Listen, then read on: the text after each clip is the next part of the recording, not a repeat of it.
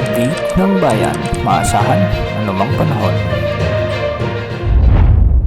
Magandang araw po sa ating lahat. Narito na ang pinakahuling update sa magiging lagay ng ating panahon sa araw na ito at sa mga susunod na araw. Sa kasalukuyan ay dalawang weather systems ang nakakaapekto ngayon sa ating bansa.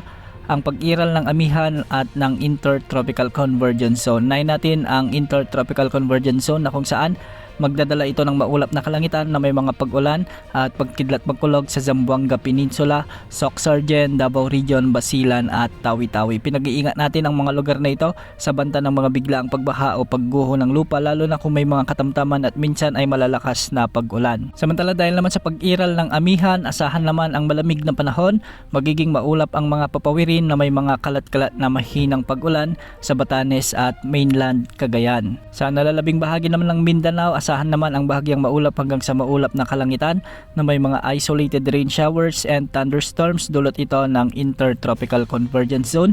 Kaya posible pa rin ang banta ng mga biglaang pagbaha o pagguho ng lupa kung may mga umiiral na severe thunderstorm. Sa Metro Manila at nalalabing bahagi ng ating bansa, asahan naman ang bahagyang maulap hanggang sa maulap na kalangitan na may mga kalat-kalat na pag-ulan at pagkidlat pagkulog, dulot ito ng mga localized thunderstorms. Mag-ingat po sa banta ng mga biglang pagbaha o pagguho ng lupa, lalo na kung may mga umiiral na severe thunderstorms. Para naman sa lagay ng mga pag-alon sa ating mga karagatan, posibleng umabot ang mga pag-alon sa mga karagatang sakop ng Northern Luzon hanggang 3.5 meters, sa nalalabing baybayin ng Luzon posible hanggang 2.1 meters at sa nalalabing baybayin ng bansa posibleng umabot hanggang 1.8 meters. Patuloy naman nating minomonitor ang LPA na nasa boundary na ng ating area of responsibility. Mataas na ang tsansa nitong lumakas bilang bagyo sa susunod na 24 oras at kung sakali nga ay tatawagin ito sa local name na Bagyong Wilma. Sa kasalukuyan, makikita natin sa ating satellite animation na halos nagkakaroon na ito ng mahinang sirkulasyon, indikasyon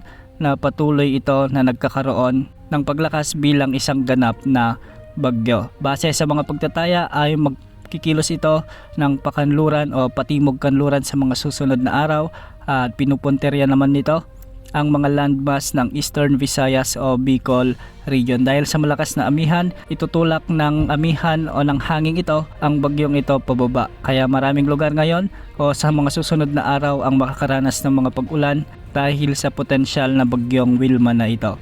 Mag-ingat po sa mga kababayan natin sa Bicol region, sa Eastern Visayas at sa halos Kabisayaan dahil posibleng magdulot mula ito ng mga pag-ulan na posibleng magdulot ng mga biglang pagbaha o pagguho ng lupa. Hindi naman inaasahang lalakas ito hanggang super typhoon, kundi hanggang sa tropical storm category lamang ito.